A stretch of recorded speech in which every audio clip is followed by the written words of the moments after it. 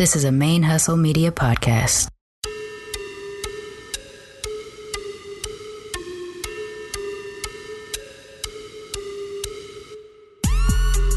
All the way from the A, you listen to My Favorite Lesbian on BRQ. Hey, stay locked in with your favorite lesbian on Black Radical Queer. Yeah. Hey y'all, this is Javi Nicole, aka your favorite lesbian, and you're listening to Black Radical Queer Podcast, our stories on our own terms.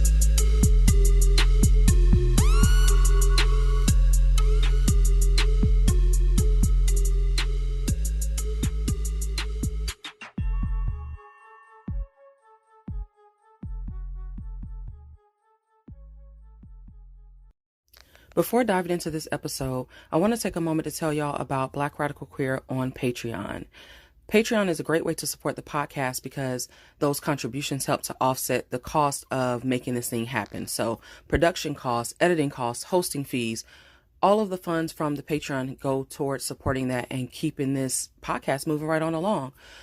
Also, there's perks to becoming a patron because you get early access to the episodes and you also get a discount on all BRQ merch. So it's a great way to support. I appreciate my current patrons. And if you want to become a patron, you can do so by going to patreon.com. So Patreon is patreon.com/BlackRadQueer, BLK RAD QWR. Thank you so much for listening, and let's get into this episode. Hey y'all, this is Javi Nicole. Welcome to another episode of Black Radical Queer Podcast. This is actually a part of a series called Click by BRQ. Click is QLIC, and it stands for Queer Love in Color. And during this series, I'll be speaking with various folks in relationships, partnership, marriages, various types of romantic unions. And we'll just kind of be exploring some of the things about their relationship and about the representation of queer love in media. So that's really the point of Click. So today I'm gonna, of course, as usual, allow my guests to introduce themselves and also make sure you let me know what pronouns are appropriate to utilize for you. And I have my wife, Courtney, here with me as well, but she don't get to introduce herself because y'all already know her. So I'll give the floor to my guests so they can introduce themselves and then we'll get into our conversation. Would you like me to go first? Oh, sure. Well, hello. My name is Tempest.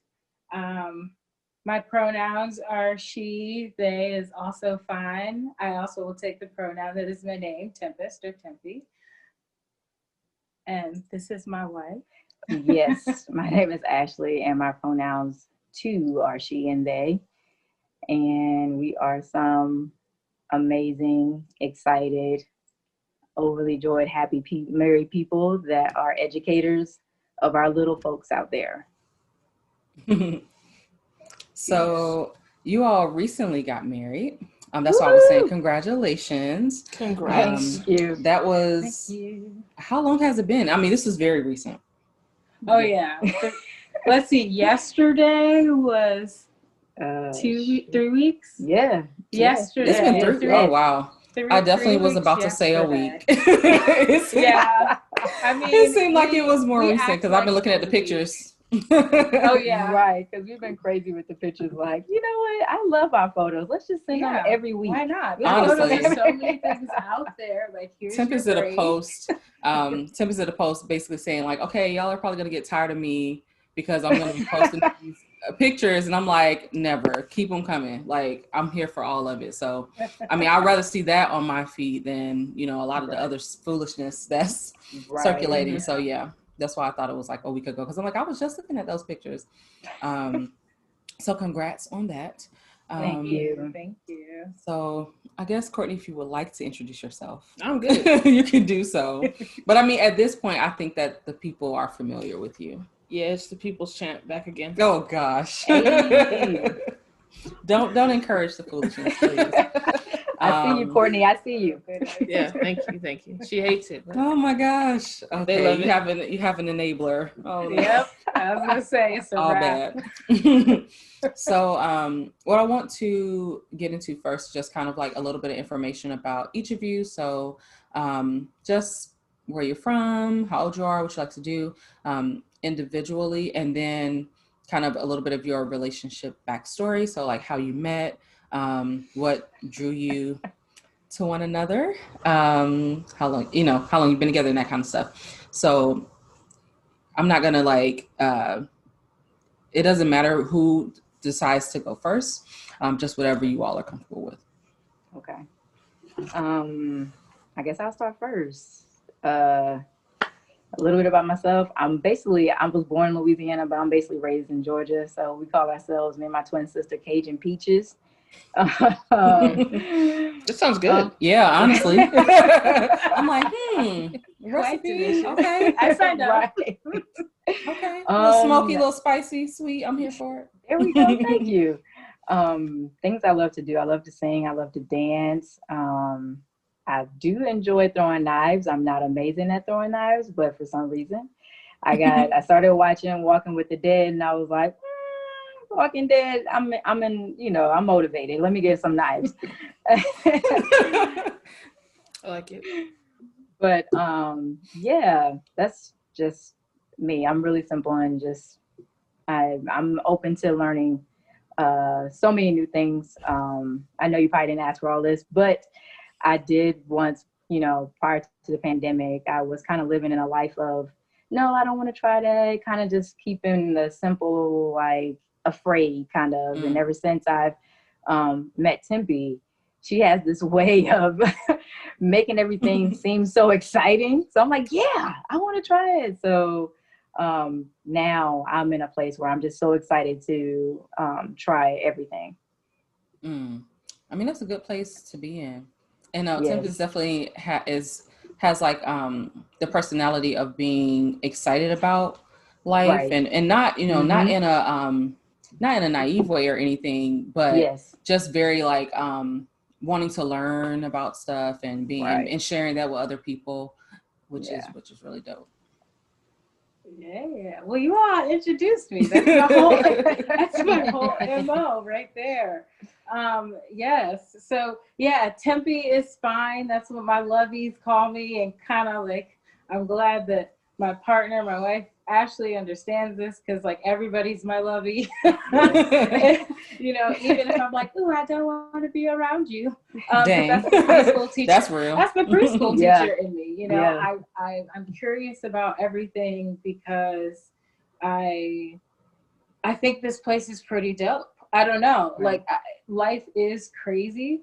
It is, but there's so much magic, and I am, smelling 30. I'm 29.8 Smelling it? something. Yeah, it's like on my shoulder, but I'm excited about it actually. I'm a huge nerd, so when I read the studies that women seem to be most happy at 32, I'm like, the journey to 32 begins. So I'm excited to Dang, I need to read my that. 30s. I know, I'm you're 32 32 now. so what's up? I'm 32 now. Well, because they said, supposedly that's supposed to be the age. This was at the time of the study, right? 32 might be different now. But this is supposed to be the time where you're like, you know what? I actually can't be everything y'all are trying to make me, and I kind of don't care. So I'm done trying. That's pretty accurate. You're like tired, but not so cynical that you can't take a vacation. And I'm like, that's where I want to be. Like, I want to not put up with the BS, but I want to also know how to relax at the same time. So, I think it's now I'm in a place where it's like I'm honestly trying to learn how to relax and let go of a lot of things, and so I do feel a lot better. I was never one of those people who dreaded my 30s. Like a lot of folks look at it like this doom type of thing, and I always was like, no, that's dirty 30s. I'm like, let's go, so I was never like dreading it or anything, but now that I'm in it, I can say, I feel like I'm in a very introspective place and eliminating a lot of things that are not conducive to my happiness. So just trying to like work on myself and really focus on happiness specifically, not just like survival, not just grinding. I'm so over grinding. I'm just like, no, I want joy. I want to be happy. I want to have, create good memories and stuff like that. And really 30s, have presented kind of this new level of not just stability like in our lives, but security just in myself, and where I really just it's kind of like the like the no fucks given has kind of leveled up a little bit. There you go. You know, it's interesting. I just like kind of came to my head as you were talking, like how much of like the 30s being such a glorious era is like combined with like capitalism. Mm-hmm. Like how we become so much more stable in our 30s just because they don't give us shit in our 20s. You know what I mean? Like we have to kind of struggle so much. Right. The 20s is supposed to be about struggle so that you can have have all the things in your 30s, but also so that you can have more buying power. You know, ultimately, as I think. Like think about like if our grandparents' generation, like if you could buy your house when you were 18, why wouldn't that have been like my golden era? Like I'm young, I'm flexible.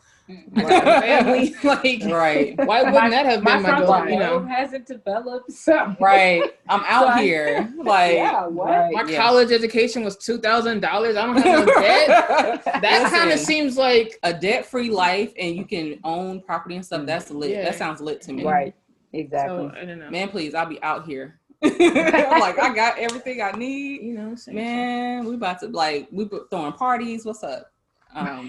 It's.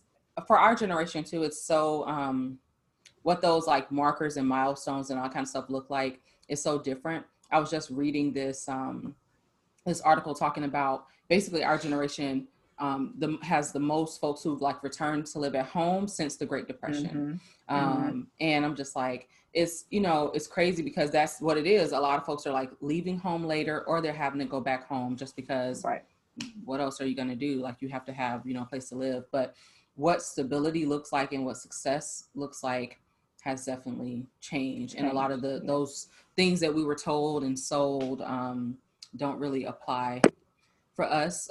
But I think on the flip side of that, our generation is also the one who's like for real about that life of like challenging generational curses and generational trauma, and like doing a lot of healing, doing therapeutic work, doing shadow work, all that kind of stuff. Like our generation is about that life when it comes to that, and not wanting to perpetuate those unhealthy cycles. I feel like in a way that's on a much broader scale than generations prior to us. Not saying it didn't happen prior to us, but I just think it's happening in such a massive way. Like that's kind of one of the markers of our time. But I digress. Yeah, sorry, I didn't mean to derail that. It's interesting. But it's not necessarily the only thing. I know all the time. Yeah, and I know a lot of people say like our parents will say it's like they're better when they get to that third or fourth kid, but it's also because they're in their 30s, they're more stable financially. Exactly. Yeah, you have a kid versus when you're in 20s. Their brain is finished developing. Right. No. So there's more to it than the capitalism. But I was just curious about. Anyways, go ahead. I'm sorry. So how did you all meet each other? What's that story? Yeah, I guess there's so many different perspectives of that. Okay. Well, okay.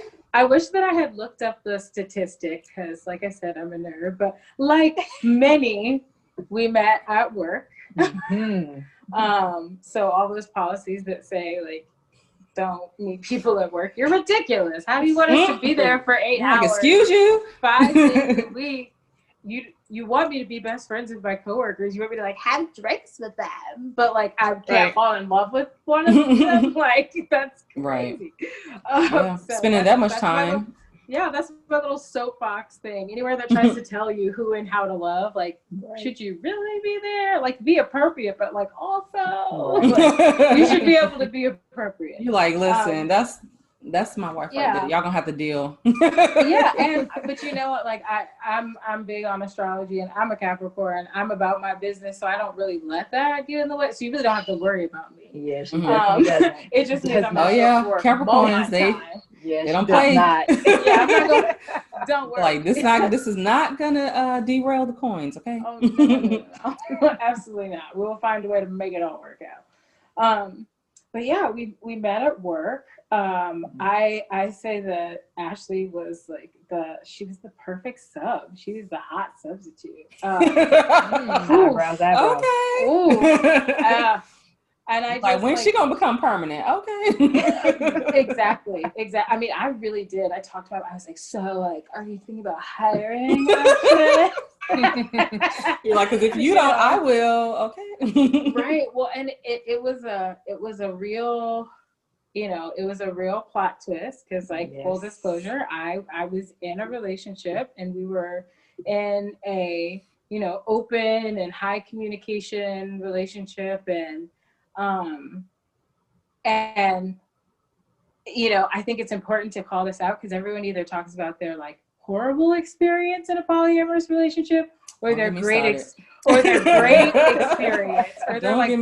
experience. Okay. No one ever talks about the really normal middle, right? Which was like, it was all great, and I still had attracted something that wasn't a right fit for what I needed long term. Like you can still, even though you like open up your style, if you were like attracting the same opposite, adjacent, whatever sex, it doesn't matter if you flip-flop it and try to dance in the other world. It's not going to suddenly get healthy because it has new genitalia. Like, and I think a lot of time, or because you invited more people. So it was the very like normal thing of, I was like kind of in that place where I had kind of sacrificed myself, as many of us do. And I had opened up to just wanting to like try some new things. I was like, okay, I was in the like yoga part of trying to heal a relationship with yourself while in a relationship. I was like, yeah, I'm going to do more meditation. I'm going to do more of these things. And Ashlei came in one day and I hadn't seen her, but she, I guess, had been down the hall working with the other classes, and everyone had been saying, there was this great sub, and my co-teacher would never take a day off, but I'm like, look, take a day. You need it. I'll tell the kids that you're healthy, that you're taking a wellness day. We'll be creating a whole culture. Like, you got to go. Yeah. And she was like, you know what? You're right, girl. Yes. It's my girl. Shout out to my girl, Wolfie. Like right. She's my ally, though. If you said, what's like, for me is for me. I didn't even know it. I wasn't even resonating. Wolfie is my ally. And she's literally the ally I love the most, because she's like, you know what? Do you gotta do you have to do you, like, aggressively, And so she decided to take a day off. And I still say, if she hadn't taken a day off, I would have never have connected with Ashlei. I didn't even know about Ashlei the hot sub. But bless Wolfie for taking that day off, to have someone come in the room and say, what do you need me to do? I'll handle it. Like, kids were letting her pass. Speaking to them love languages, the access. That's my number one. My number one. And I was just like, oh my goodness. I'm like, I don't know. I don't want to assume her preference. I don't want to assume. Start going through that. Oh my gosh. Right. Definitely a part of the queer experience, being like, right. I don't know, but I'm like, I don't want to assume your family. You could just be sporty and love children. I do not know. I don't, because we can be prejudiced too, guys. So I'm like, oh God, oh yeah, I don't want to say the wrong especially thing. This one. And then she think everybody gay. Yeah, I mean, I'm not gonna lie. I agree. It's problematic now.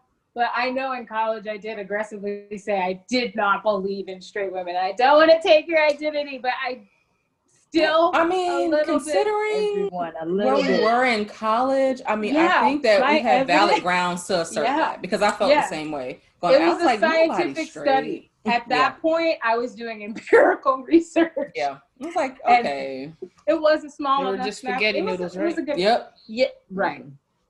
Exactly. So here we all are, right? But yeah, so I don't know. I guess that's where kind of your end of things come in. I'm like frantic because I'm already in a relationship and I don't know how to do this whole, guess what? There's somebody that I got the hots for. Right. I mean, it's one thing when it's theoretical and another thing when it actually presents, we can have conversation. And I mean, we know what that's like. I mean, I'm, probably, I like to, I'm starting to lean towards saying ethically non-monogamous, but I mean, it's one thing for us to have conversations about it and for me to disclose and all this kind of stuff, but like, it's different when it's actually, in practice, and then you have to be like, yeah, so this is a thing, Right? It's totally different. And to do so while, we called it sovereign relationship, and that's still what we practice, because I guess the reason I liked that language, and this is kind of skipping ahead, but the reason I like that language is because I never wanted it to be a surprise if I had this desire for this usness, if you will, and not even monogamy, because I'm an explorer.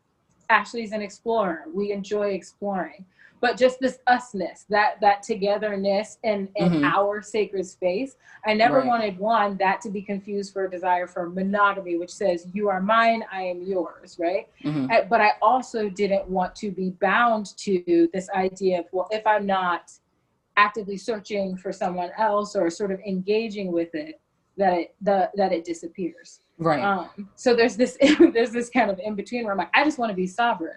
I want to be like a sovereign state where I can show up and say, hey, look, this new crop has grown. What should we do with it? Let's talk about it, versus there being an assumption about how to act every time. But I think too, because with polyamory, there's, which is, I have my issues. Like I definitely am a poly person, but just some of the language I've kind of started leaning away toward, or not recently, like for a while, I kind of leaned away from it, because there's a lot of assumptions and like connotations that are kind of infused in it. And so, there's like, I remember just being in a place where I was like uncomfortable with some of the things I was seeing happen in these groups that I was in, where basically it's like, okay, someone will have this existing relationship and then they, encounter someone new and they kind of get swept up in new relationship energy. And they're just kind of like, now it's just all about this person. What about the one that was already there? And what about still nurturing that relationship and still honoring that relationship? And so for me, it was just because of the nature of our relationship and kind of like what I wanted with Courtney specifically. For one, it was things I hadn't wanted with anybody else. And the way that I wanted to kind of like show up in the world together and all that kind of stuff. It was very important to me to honor that and to not have her feel like that was like at risk or like at this looming threat of that being, that changing. Even if there's like some adjustments or whatever, it's just like, well, no, what you like mean and kind of like the relationship I want with you, that is what it is. And so other people like also understanding that, especially with her not being a poly person. So just kind of navigating that and not really, when I was kind of in these groups, so I didn't really see other folks operating in that way. It was very much like, it was honestly kind of like serial monogamy. Just labeled as polyamory, because it was kind of like, okay, now this next person is here and you just like that previous person, they're not on your mind. And that's just not, for me, that didn't speak to me at all, because I'm like, if I'm a loving person, and if I'm me loving more, does not mean I have less space for my wife. Like that, if anything, I have more space, because it just kind of helps.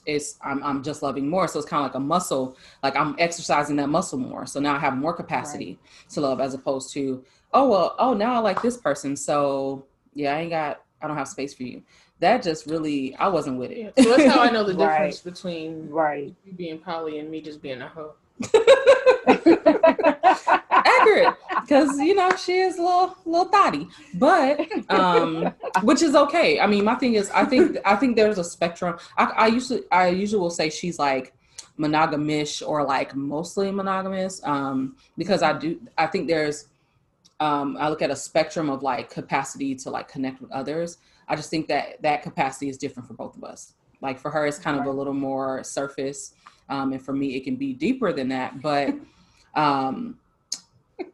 and that is what it is, but that still doesn't undermine her significance. you know, and I just think with us, like early on, kind of navigating different groups and stuff, and she was kind of trying to learn more, and I was just curious about what other folks were doing, and that was a hot ass mess. It was not helpful. If anything, it made her like paranoid, and she started asking me all these questions, like I was gonna, you know, up and leave her for somebody else, and I'm just like, no, first of all, we can't be dealing with these white folks and how they doing poly. First of all, like, let's just not, okay? Let's not use them as the standard. Some wild stuff. It was wild, y'all. It was wild. Yeah. It like legit, like what I was saying about the person comes along and it's like, okay, we've been together for almost 9 years. Somebody comes in and I'm like, oh, well, you know, I connect with them. Cool. So she just don't exist anymore? Like, but that's how they were acting. Like, okay, well, this husband met this new woman, the wife, now she's sleeping in the kids' room. Who does that? Like, yeah, we saw a story like that for real. And that's and see that in the kids' room on the floor. Right. To me, that is when you know that's when you know something's wrong. Like there's something more at play. Right. And that was, you know, I mean, we're being exposed here, if you will, and being open, and I always am and have been, but that is why I think it's really important to say with that, I love what you said about having more capacity to love, because it's so true. I knew that if all was well, that I would expand, I wouldn't contract. Right. And what happened is Ashlei and I got together and I did expand. I expanded and I expanded and I expanded and I expanded. And, you know, I want to, you know, honor to, you know, that person, because they even saw this expansion and was like, ain't room for me, you know, and that was their decision. And and to me, what like, that came from a place of just the authentic expanding and taking up of space. And, you know, because in any relationship, no matter how many people are involved, how many partners, if you will, you should be comfortable to do what you love to do. Right. Well, I was finding I was doing what I love to do again.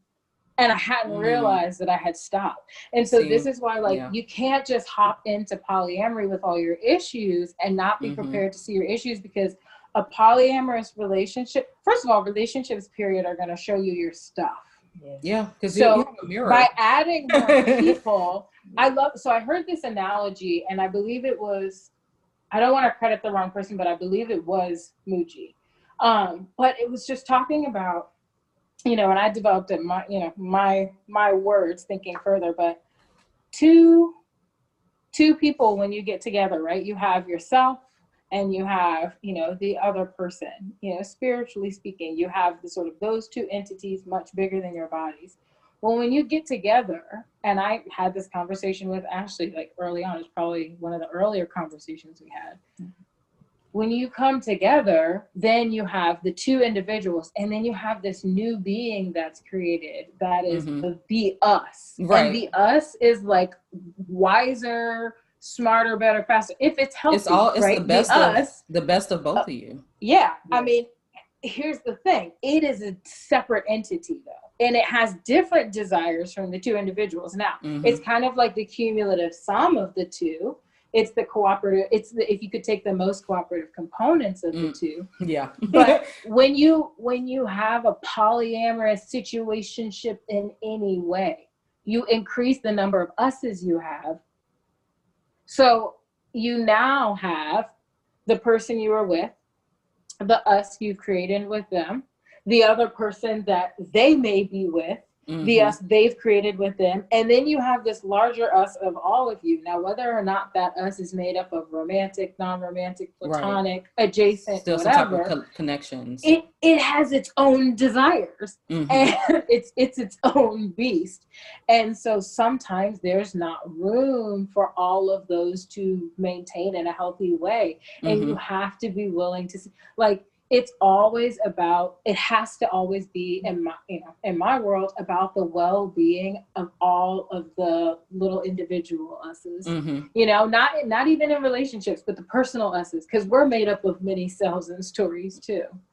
Right. And if you lose sight of that at any moment, I mean, it is like a tango. If you lose sight of that, then you get lost up and underneath it all. I mean, and you really like you and a lot of spinning times your not wheels. even realize it, you know, and that's the thing too, because we get caught up into our routines and just kind of our day-to-day things, and you may not even realize that like, hey, I'm in the midst of all this stuff and all these other basically kind of like entities and connections that have formed. I've lost the core, like, of just myself.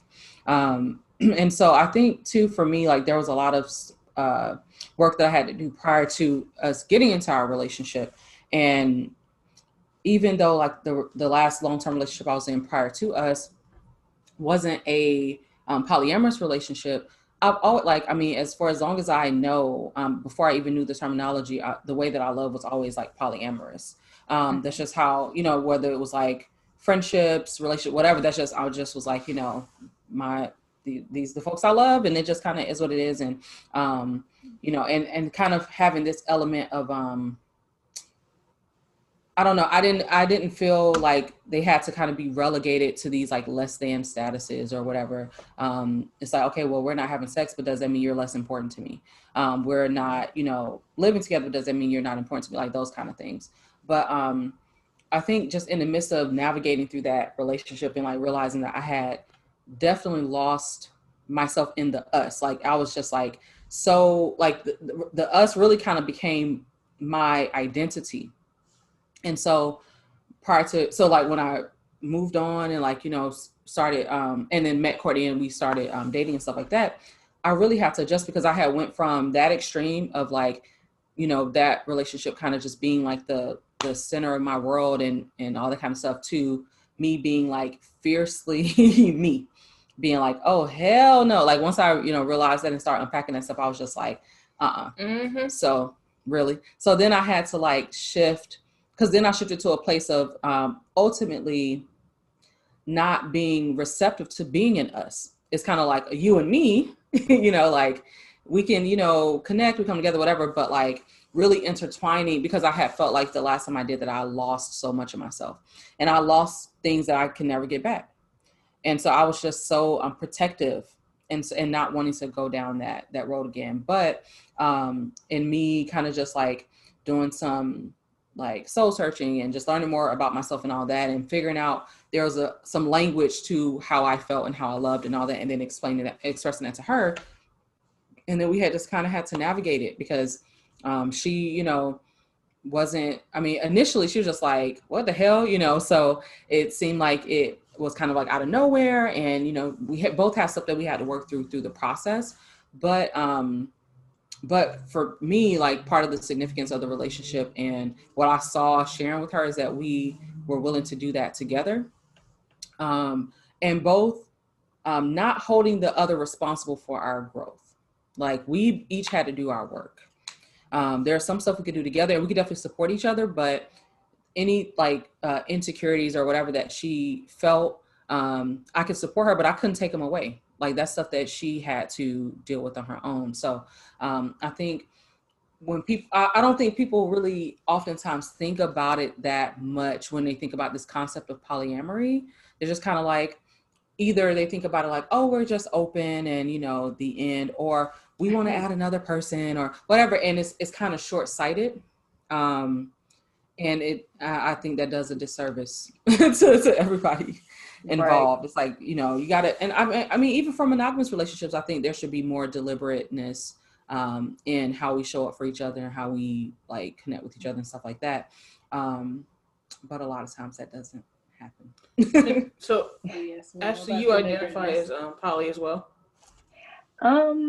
No. I'm gonna be honest. I'm gonna be so honest with you. Our first date, we went to eat, and I'm just like, okay, I can't wait. I mean, I hope she tell me she's single. You know, I'm gonna spit that like, hey girl, how you doing? Hey. And she opened up and she was like, well, I'm with someone. I'm like, oh, dang. Now I gotta be a friend. And then she explained to me the situation, and honestly, I've never been in a polyamorous relationship. I've never even met anyone that was, and you know, you see this stuff on TV, and I'm like, this stuff like that's entertaining. Like I don't know, I know, would before have my never life. thought, right? You know? I would have never thought that I would have been even open to it. But it was just something about Tempe. Like I said, with everything that, a lot of things that I say yes to now, she just has this way of like easing me in. I don't know if she got like a special It's that magic. Right. It's that magic. That's what it is. But honestly, I was so glad that I did enter into it with her and the other person, because it helped me grow spiritually, oddly enough, because I found myself facing things that I probably wouldn't necessarily have to obviously deal with in a monogamous relationship. Mm-hmm. And I had to take myself out and pray and have a different perspective on things and understand that, it's like we've talked about it so many times, that we are stewards here on earth, you know what I mean? And she isn't mine. She's giving me love that God has blessed her to give me with, you know what I mean? And I'm just here to be a good steward of that and to love her how I'm allowed to love her. So I've grown a lot from that just that situation, which was really, really beautiful. It was very, very, my nerves were all over the place because, I wanted to make a good impression on that other individual because I was like, I wanted to be a good fit. I didn't want to, I didn't want to mess nothing up. Right. And it was kind of like meeting a new friend and just wanted to, you like this person, you want them to like you too. And so it was very eye-opening. Yeah. So you came in and you were dating both of them, or just Tempe and like a just Tempe? Okay. Right. Okay. I was just dating you, right? I'm like, let me verify. Dang. Yeah. There will be some news to find out now. Like, yeah. So by the way, you were dating them right. too. Yeah. The pivot point. That's what I call it. Like to be the pivot point, man.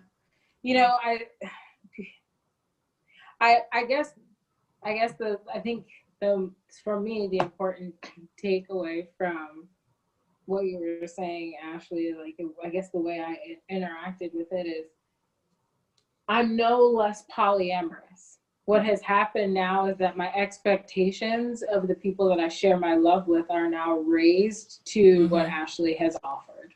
Yeah. And so it's like, I cannot, it's kind of like the way we decided to get married, honestly.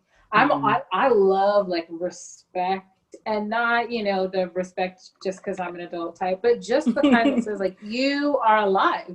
You were given a body, reason. You know what I mean? Like that reverent respect, right? Reverence.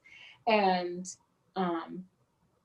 I felt I said that word a lot, and that I had not experienced reverence from a lover in the same. And I say experience. It doesn't mean that past lovers, if you're out there, you might have been trying to give it to me.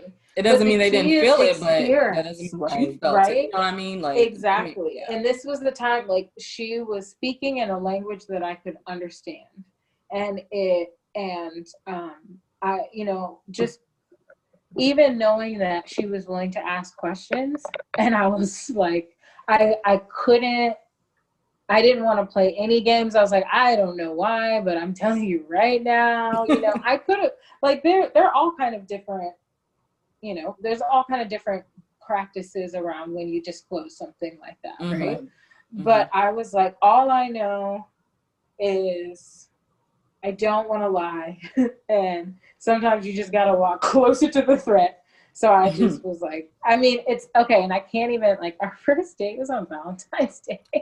Like, it was just because we had the day off. Like, it just so happened we had that Friday off. And I was like, yeah. Both took the day off, like, I'm conveniently off today. Well, and that's, I was like, dang, this is like really crazy. I'm like, I'm not trying to be that type of polyamorous. Oh my God, this feels gross. I'm like, but it's literally a day. Like, I have the day. When do I get that? Every other day of my life. She'll tell you, I was like booked out until back then. Right. You know, so I was like, I got a moment. I want tacos. You know, Mhm. I was like, I'm a woman and I know what I want to eat. They're not enticing, you know. And I had no idea she didn't even like tacos. She didn't. Wait, how can you not like tacos? Okay, that's a whole other we gotta thing. end this call That's right a whole now. other thing. We live in Sorry, Los I should've Angeles, asked aka that. Mexico. I'm sorry. Okay, She so has been changed. okay. She has been changed. We figured out that she had been cursed thank with God. like bad text message Okay, tacos, maybe which see is not tacos. that's valid. Right. That's That's what valid. I told her. I Okay. was like, you know what? No, That's totally valid. likes text When this is message. over, you have to come out and we got, host you. Exactly. With some Oh, good Because authentic. listen, Definitely. it's a game changer. I hear I'm like, yes, we're in Mexico. Oh yeah. Yes, literally. Yeah, it's a game changer. But there was something.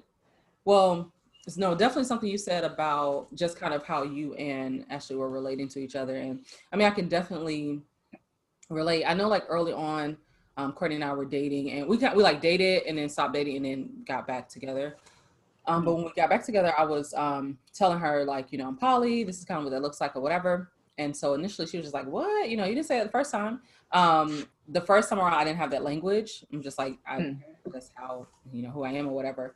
But one of the things definitely over the course of our relationship, like, it's really, I always say boring. I don't mean that in a bad way. I just mean like, it's not wild and crazy like how you see stuff on TV. Like that's not what poly has looked like in our relationship.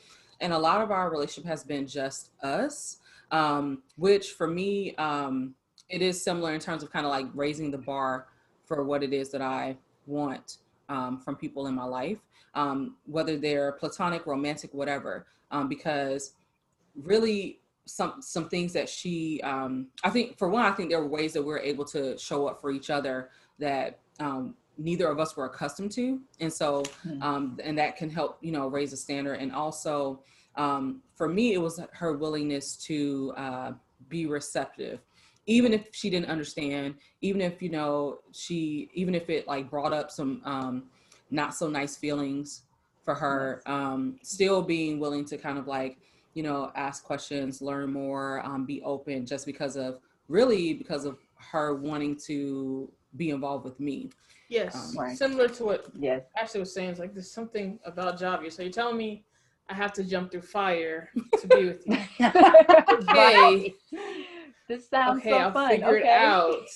I'll find a way to get through this fire. Just walk me through it, slow. That's kind of, I mean, you made me like fight a woman to the death the first time we dated. She's so you dramatic. So dramatic. Oh my God. You came in and you were, open, you were dating somebody else and all that. Like when we started dating, well, the first time I tried to hit on you, you was on a date. Okay, legit. And I didn't know she was hitting on me. Okay.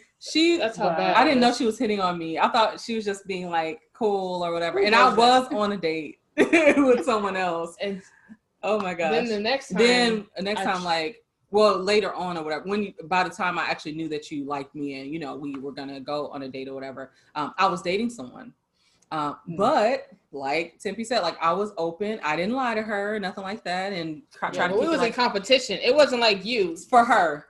She for her, it was a competition. She was like, I'm trying to get the girl. You know what I'm saying? So honestly, it wasn't much of a competition because I already had some reservations about that person. And I mean, we're actually still cool today. Like she's married. Like I'm happy, happy for her and stuff like that. Like it was completely amicable, like the whole way, which is something I do appreciate because I was honest with her. Like, just like I told Courtney, like I am dating someone. I told the other person, like, there's, someone else I have interest in. I'm going to like, go out with them or whatever.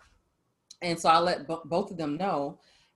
But honestly, I was already kind of feeling some kind of way with the other person just because there was a certain way that just like, because of how we met, which essentially was kind of through work, the way that we had to navigate the relationship I wasn't feeling because I'm just like, either we gonna do this or not. I'm not trying to like sneak around and, kind of have to stay in the house all the time and all this, like, I'm not doing that. Versus like Courtney was like actually courting me. So I'm like, it really wasn't a competition. Like, I'm like, okay, person, I'm like, person, you're cool. We had great conversation. Like, we had chemistry, but are you actually courting bitch me? didn't have nothing on me at the end of the day. Oh my God, really? I see you, Courtney. I feel Really? you on that. Really? So Courtney actually courted me. So I was like, okay, to me, and because that was something that I actually wanted, because in the past I had been someone to court folks. Like, I'm like, I want you, I'm gonna get you. Like, that was really my attitude. And even with her, like, once I found out that she's like, I'm like, oh yeah? I'm assertive. I'm assertive. Wait, like, what's honey, up? you sure about this? I heard that you was interested, you know. So I'm assertive. And so I was used to being that person. Even in a situation where she saw me on a date, I was, you know, actually that was pretty mutual. Like, we both courted each other. But this person, I didn't feel like they were courting me. I felt like they liked me. I felt like we got on, but I didn't feel courted. And with Courtney, she actually did, like, you know, actually court me and pay attention to the, like, little things I liked, and incorporated that into, like, you know, making plans and stuff. And so for me, that was meaningful to me, because I'm like, okay, you actually are paying attention, you know, and also just wanting to kind of provide more comfort and rest to her. I felt like she was, like, doing a lot of working, and just not, I don't know, I didn't see her getting the kind of, like, care and support that I thought she deserved, and wanting to really provide that and be like, okay, this is where you can rest. Like, no matter what else is going on, you know, this is where you can rest. This is where you can get comfort. You can feel safe. You can feel heard and understood. You know, even if you just want to be silent, it's okay. So yeah, so it wasn't really a competition. but in her mind, absolutely, she was competing. When I told her, like, I'm dating somebody, she's like, got the game face on, like, all right, bet. Like, that's how she approached it, honestly. Like, she was, so I think too, considering that, and then for me to be like, you know, I'm poly, and explaining that to her, she's like, so yeah, I don't murder this bitch, and then I still gotta compete with somebody else. Like, oh my God. So she felt like it was a case of constant competition. Yeah. Yes. And I'm like, it's not like that at all. And I think, but ultimately it was kind of like, I can say that, but it's one of those things you just have to see. I have to actually show her, like, in how I navigate my life period, that, hey, you know, me having interest in this person is not some looming threat to our relationship. Like, me spending time with this person is not going to suddenly make me not want to spend time with you, or suddenly make, like, all of that, having that capacity just makes me appreciate you more. It just makes me spend more time. Just makes, you know, but she had to actually see that in action, and not just be talk, you know, not just be like, oh, well, you just telling me this, you know, because I think that's more so how you felt at first. Like, okay, you saying it's not, you know, because I'm lacking anything or whatever, but I really do feel like it's because something's lacking. I'm like, no, it's not that at all. Like, I totally agree with Courtney. That's exactly how I felt a couple of times just thinking on it. Because I've come to Tempe, just opened up, like, you know, I respect how you feel and what you desire and what your heart is capable of, which I think is beautiful, but it does make me feel like I'm not enough. Yeah, that's, and we had, yeah, I mean, it really did. And we had such a beautiful talk about it. And it's just like you were saying that, you know, it's actually you grow more. You have more love, you know. And after hearing Tempe speak on that, and basically exactly kind of explaining it the way you did, I was kind of like, not kind of, but I accepted it and understood from a different point of view, because for the longest, I did see, you know, people in poly relationships like, man, you just having a threesome. Like, just say, you know, and I mean, that's what you want to do, cool, but it's like, that's still not the same thing. I mean, because I'm like, hey, we could be about the life, but yeah, that's also so much more energy. Exactly. And that takes its own maintenance, its own that's everything, you know. It's not even. That's a whole other, other situation. But yeah, I think too, really just kind of, for me, I had to get to this place where I made the decision that I was not going to pursue other connections for a while. And not because, like, that was something she said I had to do or nothing like that. But that was just the investment that I was willing to make in her security, her feeling secure, and kind of helping to support her process or whatever, because I knew what it was specifically that I wanted with her. And so I'm like, okay, this is my wife. Like, because I didn't even want to get married. I was just like, I'm good. After my last relationship, I was like, I'm good. I was just going to be like solo poly, you know, connect with who I connect with, and it's, you know, cool. I still wanted to be a parent. I was like, I'll be a single parent, whatever. Like, I really was just like, I'm not with it until her. And because of her willingness to like grow and learn and just like really do the work. Like, I mean, people can say they do it, but to really be like, okay, I'm really going to sit with this and figure out how it makes me feel and try to like work through this because I care about you and all kind of stuff. To actually see that in action, especially when you know that's something you've done. It's like a lot of stuff. It was like, I was so accustomed to doing, I had not received it. So it was a very interesting like thing to be on the receiving end of it. And I was just like, hold up. Okay, this is very different. But this is necessary. And it's interesting to like feel it from this side. So I was just like, that change, it made me change my mind and made me kind of get back to a place of kind of envisioning a certain type of dynamic that I had honestly let go of because of stuff I had been through. So yeah, I think it's just making the decision to invest that. And then she made the decision to really invest her willingness and her openness and her discomfort. And to me, that was like a huge thing, because you can easily choose to not be uncomfortable. You know, you can just be like, I'm not going to do this. This makes me uncomfortable and I'm out. Yes. Oh, you know? I was so scared of that. And that's what I was afraid of. I really was like, okay, I really care about this person, but she may just be like, you know what, I can't do this. And then my worry was that what if that's just going to be my reality in general? So yeah, so knowing that she was willing to be uncomfortable, it just was very different, because I had definitely done that before, but I had never had anyone do that for me.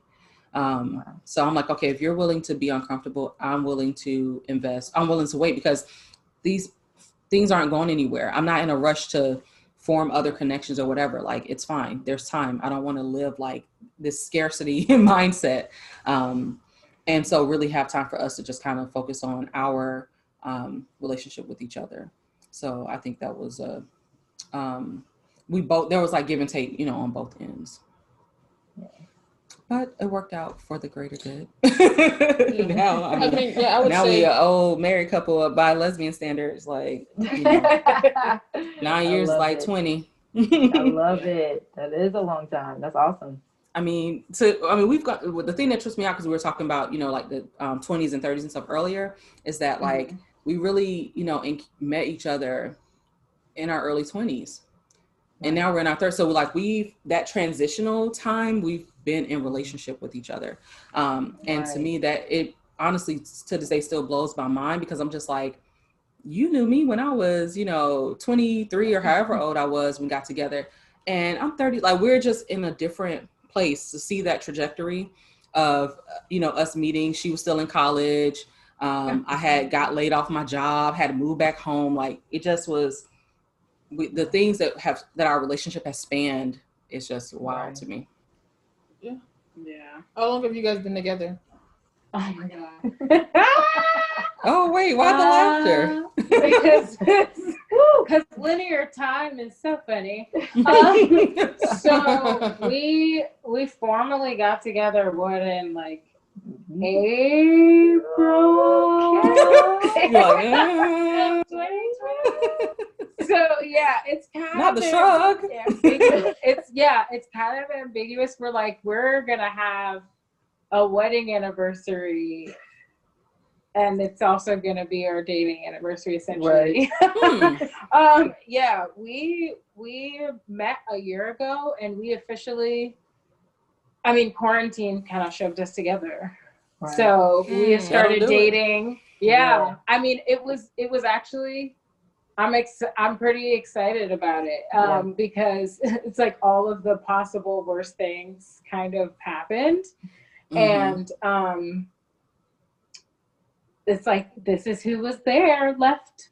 And too, you got to experience that, because some of the stuff, like for instance, I think quarantine is such a very unique experience, because for folks, regardless of where you are in your relationship, but especially early on, a lot of stuff that you might experience later on, you experience sooner, you know? Right, so you can kind of figure it out. Right, yeah. Because we didn't move in together. We had been together 2 years before we moved in together. Mm-hmm. So for some folks, the circumstances have kind of brought them together a lot sooner than that. So they get to see what it's like to live with someone before, even being together 2 years. So it's just interesting to me to see like how folks' relationships are kind of developing out of it, because it does, bring you together. Like I mean, you get to really learn more about a person too when you like live with them and all that kind of stuff. And, we both have our things, but ultimately we knew that we could, like, from us living together, we end up seeing like, hey, we can actually do this. Like, it's not perfect or anything, but, we can actually, have a home together and not be totally just through with each other. Because for some folks that will totally just break it. That could be the make or break for the relationship. Well, and I think that was what was exciting for me. Sorry, as you all know, because you can see, we're doing hair over here. But this is, another way that we're very intimate with one another, non-sexual ways to be intimate.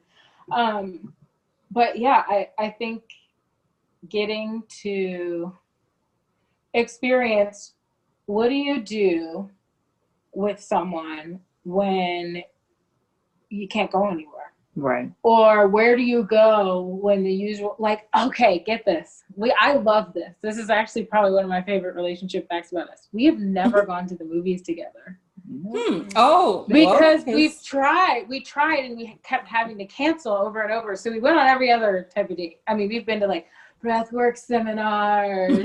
We've hiked out in the woods. We've done all the other stuff, like the crunchy stuff that you do later Not on. crunchy. Yeah. I mean, I love it. I mean, I grew up in Berkeley and Oakland, so it's cool. But like, we haven't gone to dinner and a movie.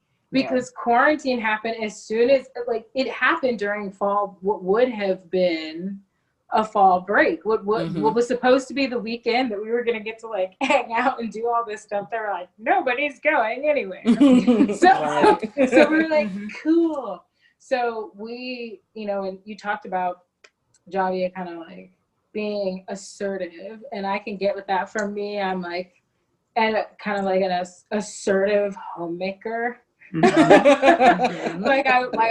a family business queen. Like, no, we're gonna have a family business, and I'm gonna stay at home. We're gonna do this different stuff. Like, but staying at home in 2020, I mean 2020 style. Where I've like got the office going on and all of that. It's one thing when you just stay there, but it's nothing when you don't have, when you can't. It's like I can choose not to go somewhere, but to just I can't.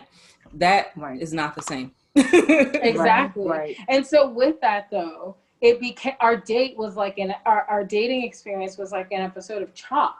You know what I mean? Like we only have so many things that we can do. So every game you've seen on Instagram where you ask each other deep questions, been through that. Like we finished all those, and now we're literally gonna create our own now because we're like, these questions are stupid and negative. We got stupid. What's this? I think it's over here somewhere. The skin deep. We have those. We went through that, and we're like, those cards. Like, and those are negative.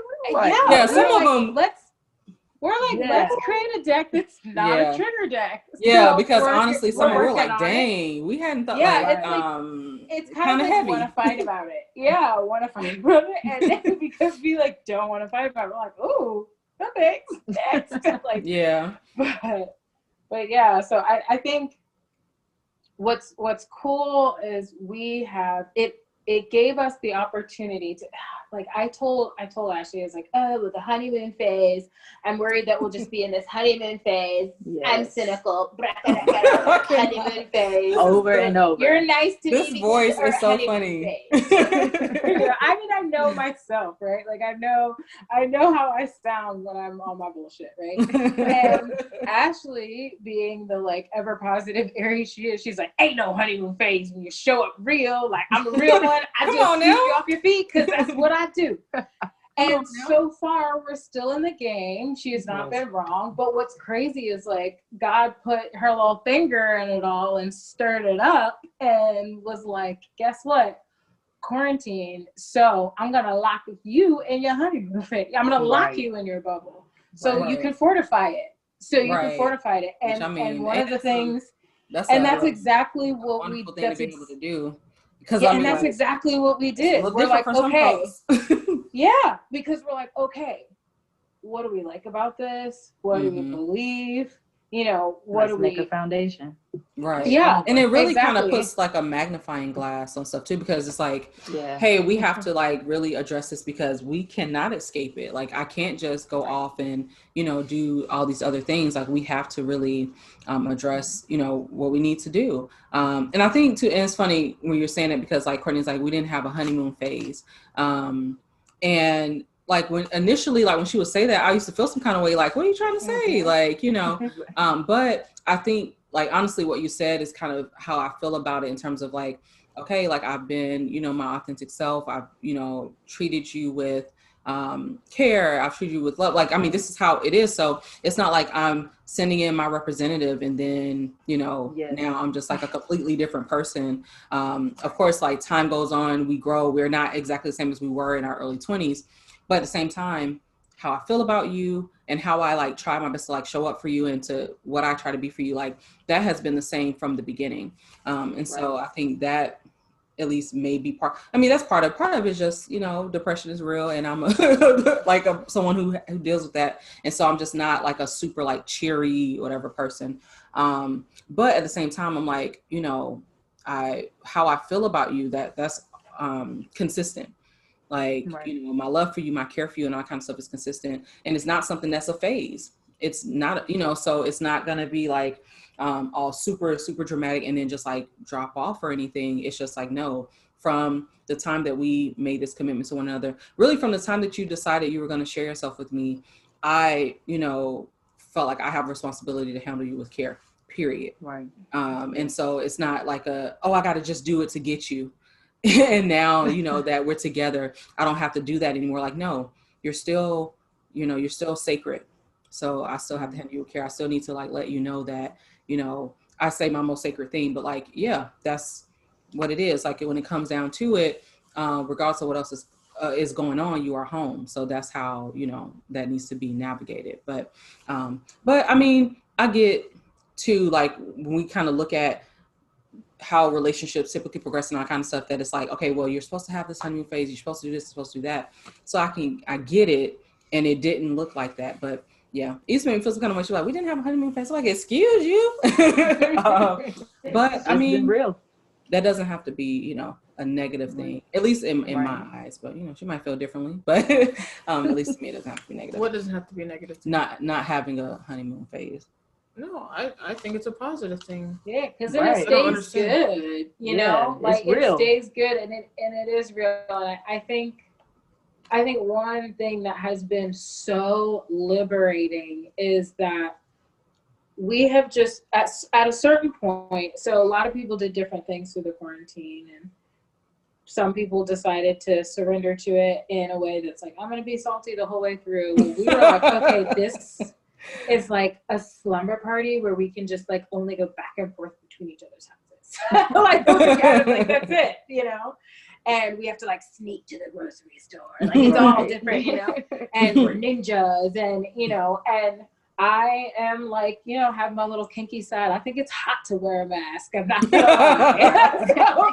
So we're not the anti-mask folks. Like I'll never understand that. I'm like, put the damn mask on. Like, well, and the thing is, like, for me, I know this isn't that way for everyone, but I put it on and I used to perform. I did burlesque. So I'm like, oh, my eyelashes. I'm like, oh, now I have to become, you know? Focus on the eyes. Yeah. Yes. I'm like, haha, you know? And so it's just, we have kind of decided, it's like you let this preschool teachers out, right? And the educators, you know, I do tarot, I do intuitive work. I just work with 4-year-olds, whether or not it's an inner child or someone who's currently showing up as a child. And I feel like it's funny because school's out and I feel like we stayed that way. We were just like, oh, it's summer vacation. Like we can choose to live like this. And, you know, one of the things you would mention is wanting to talk about representation. And I know Ashlei had just been talking about that as well, is it's like, we're interested in being free and, you know, being hippies. I grew up with the real kind of hippies. I grew up in Berkeley, like in the 90s, you know, I'm talking about like they were not, you know, the flower crowns were made of flowers, not plastic, right?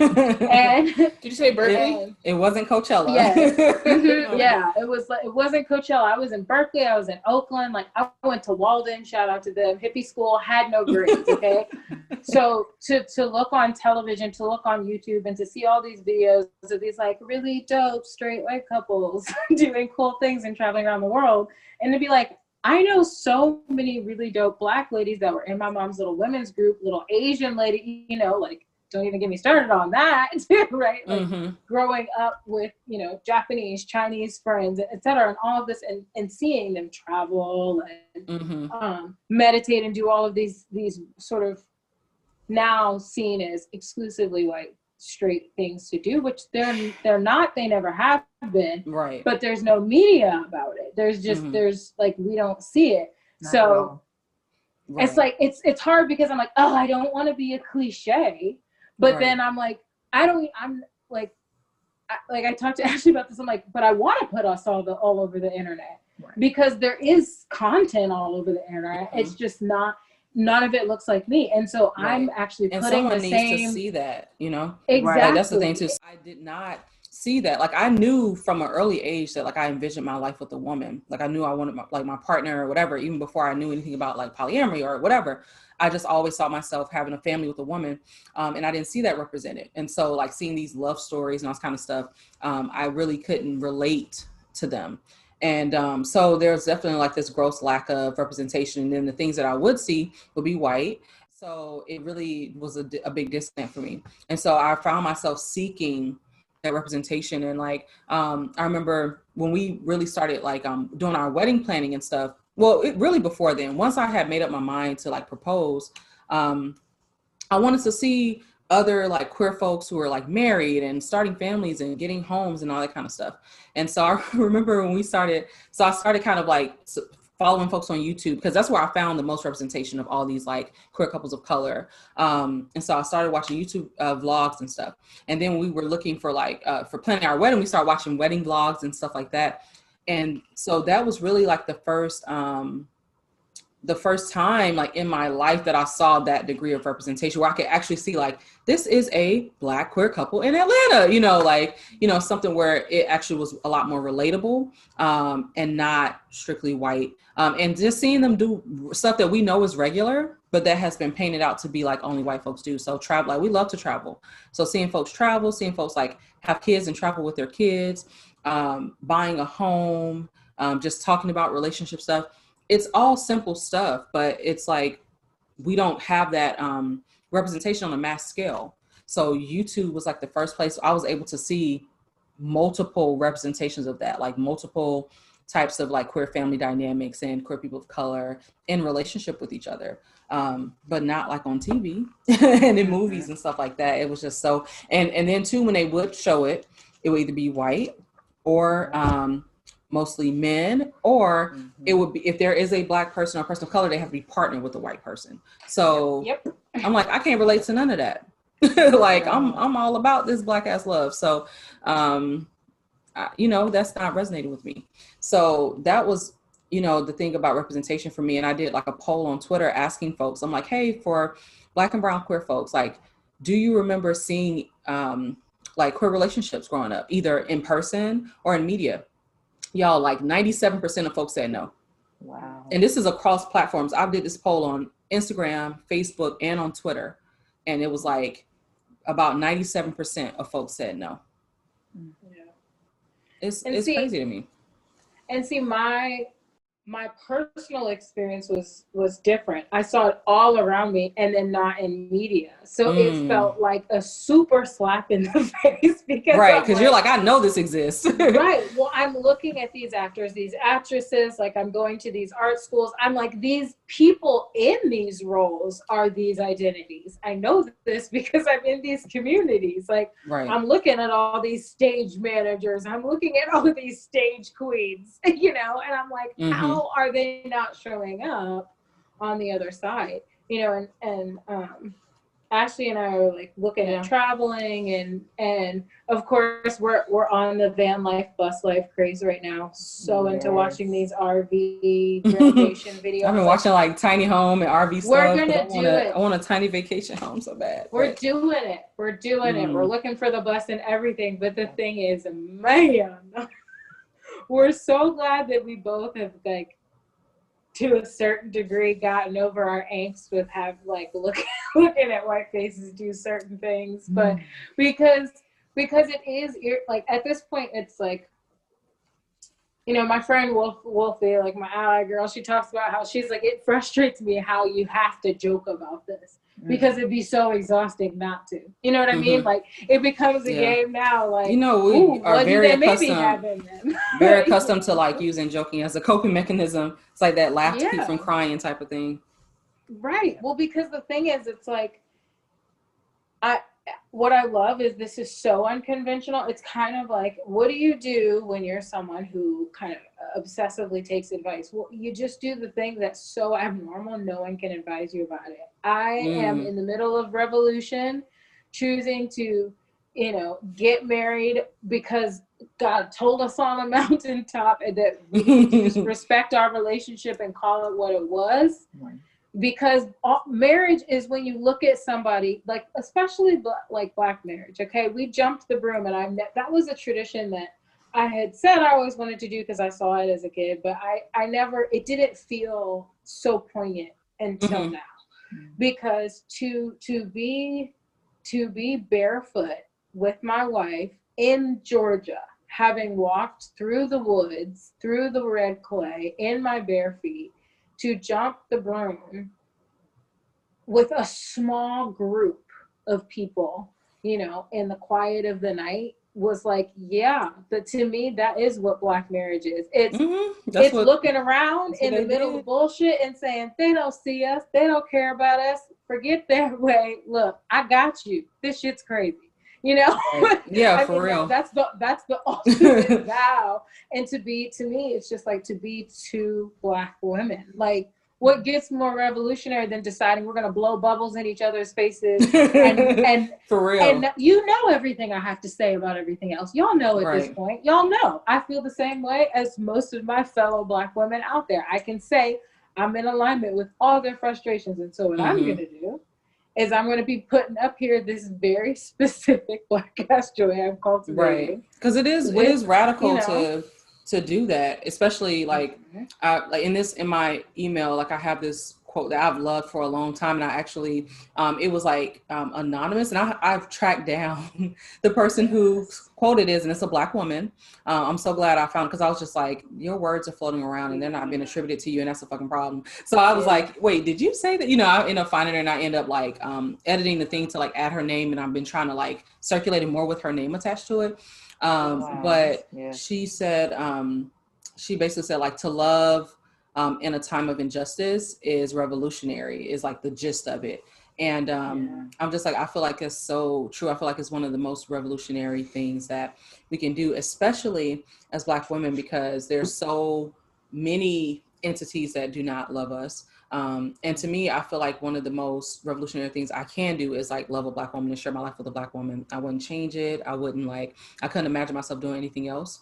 And so having that commitment and that vow to her, to me, is like very much a part of like my this social justice, like being ingrained in me. It's very much political, like as much as it is personal, because like, yeah, I love her, you know, but it's also very political, because like, who else is going to love me how I need to be loved other than a Black woman? Who else is going to be able to be in partnership with me, to be able to like curate a family with me, all that kind of stuff. Like, who better, you know, than a Black woman? So to me, it's absolutely, the personal is political. Those things are not separate. They're very much intertwined.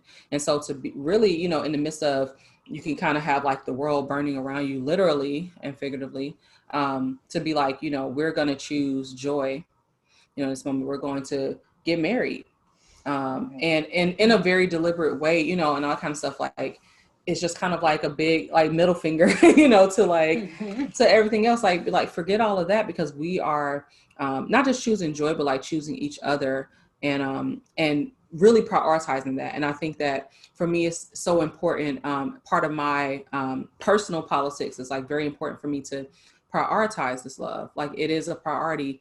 It is a top priority. And I need for it to be like elevated as such. Like it's not a secret, you know, or anything like that. Like you need to know, like, this is the most radical thing. If I never, you know, get in the streets another day, if I never post anything, if I never, whatever, this is still like our, you know, Black ass, queer ass existence is the most radical shit I can do with my life, you know? So it's something that's like, is personal to me, but it's political too.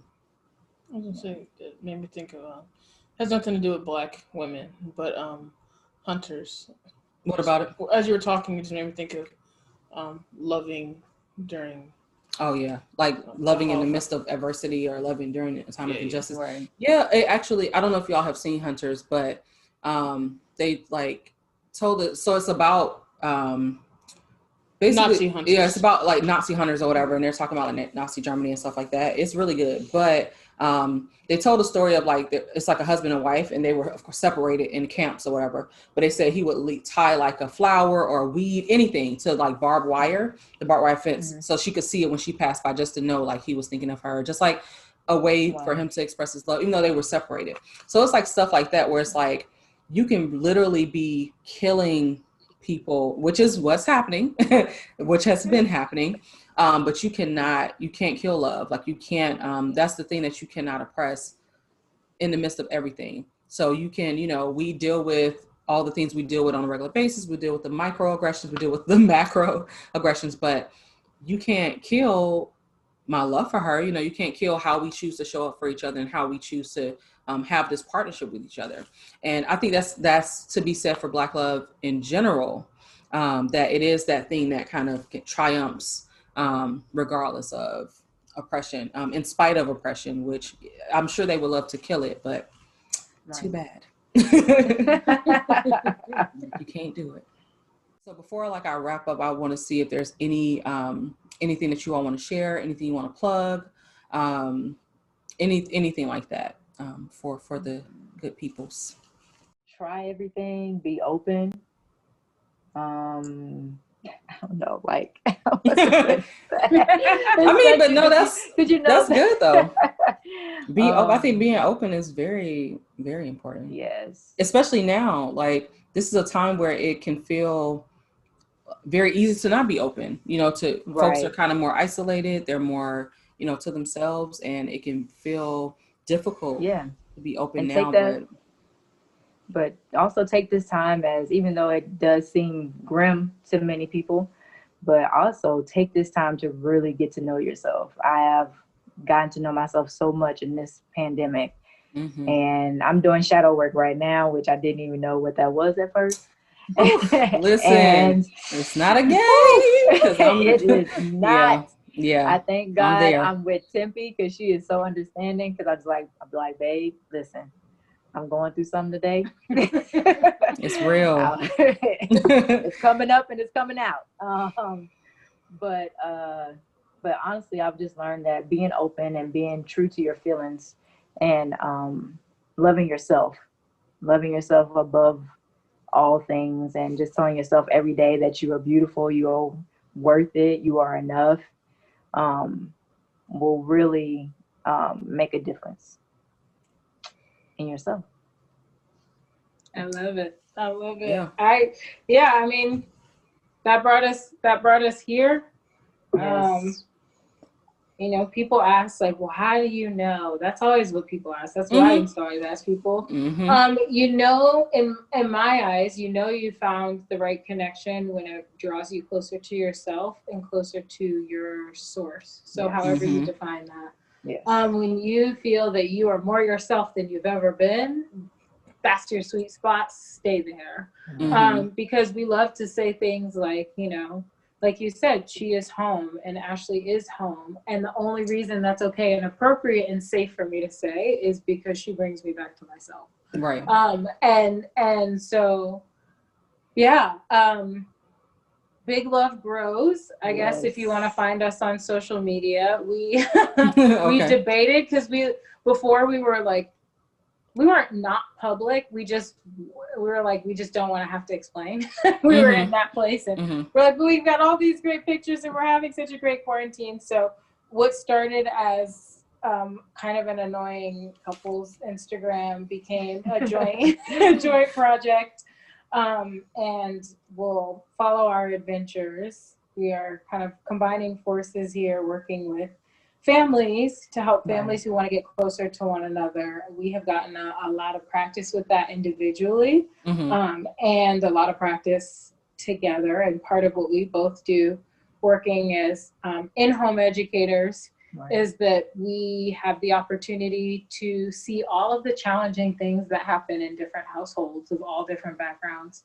And so Big Love grows. Big is benevolent. I is intentional. G is grateful. Yes. Nice. Is grateful or graceful. We say those are really synonymous. And so we say Big Love grows. And so you can find us there. Big Love grows on Instagram.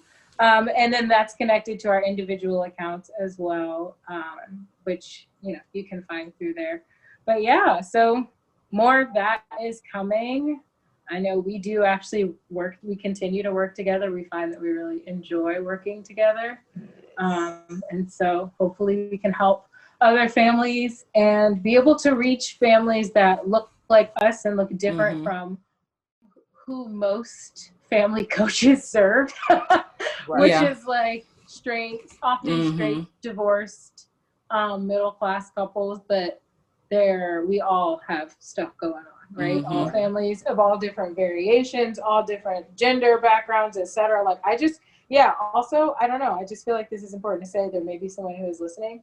It is really challenging for people who have children with varying expressions of their gender to find care. Yes. And so it is a vision that we would be able to help those folks be able to connect with people who are safe for their kids. And so even having those conversations in appropriate ways, how to talk about those things and how to make them so not taboo. I know personally that is something I can help with. Ashley's good at working with the kiddos with it. And I am good at helping the adults find good language to talk to them with. So if that is something that you need, that's find important. us. That's incredibly important. And it's something that is really, really lacking, especially now. During this time when everyone is at home with their kiddos now, it's like we can really have a great impact, or a really terrible one. So we'd like to help you have a great I know. Let's have it on the positive side. I'll definitely include the Instagram handle when I do the show notes, so that people can easily find you all. I definitely agree. I think that of course, there's a lot of, stuff going on in the world, and, the circumstances that have brought us to being in this place are not ideal, but there is, I feel like, a lot of good work that has come out of it, at least for me personally. And I mean, we're both in therapy, so I feel like, really taking that time to each do that work individually makes a big difference in being more deliberate too in our relationship. And because you can get into your routine, and when that's kind of shaken up, then it's like, okay, let's, check in and just make sure like we're communicating, make sure that, it's not going to always be pretty or easy or anything like that, but we can be open and honest with each other and receptive. And so, I think it has been a great time to do a lot of that self-work, that shadow work, all of that. It's been, at least to me, it's been very fruitful. Like I feel like I'm like internally in a much better place than I was at the start of the pandemic, just because I've had time to deliberately focus on some things that I hadn't necessarily been deliberately focusing on. So it's like there's things I miss and all that type of stuff, but the work that's been put in, I think, has been really awesome. So so I definitely agree with you all. So I do appreciate you both being on. I'll include the Instagram handle in the show notes, like I mentioned. Courtney, you have any final things you want to add before? That's it, just the head shake. I got nothing. Okay. All right. So thank you both for being on, and for all you listening, thank you for Thank tuning you. in. I appreciate the audience for tuning in to another episode. And until next time, that is all.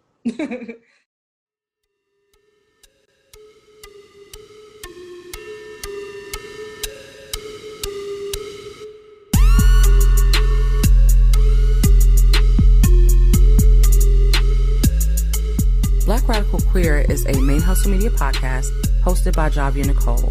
BRQ is produced and edited by Charmaine Fury, and the show's theme music was created by The Brothers Records. You can connect with us on Twitter or Instagram at Black Rad Queer. That's BLK RAD QWR. You can also connect with us on Facebook through the Black Radical Queer Podcast Facebook fan page or the BRQ discussion group. You can get Black Rad Queer merch on teespring.com/Black Rad Queer, BLK RAD QWR. And you can leave a voicemail, call in, ask a question, those types of things on the BRQ Google Voice line. And that number is 937-601-8647.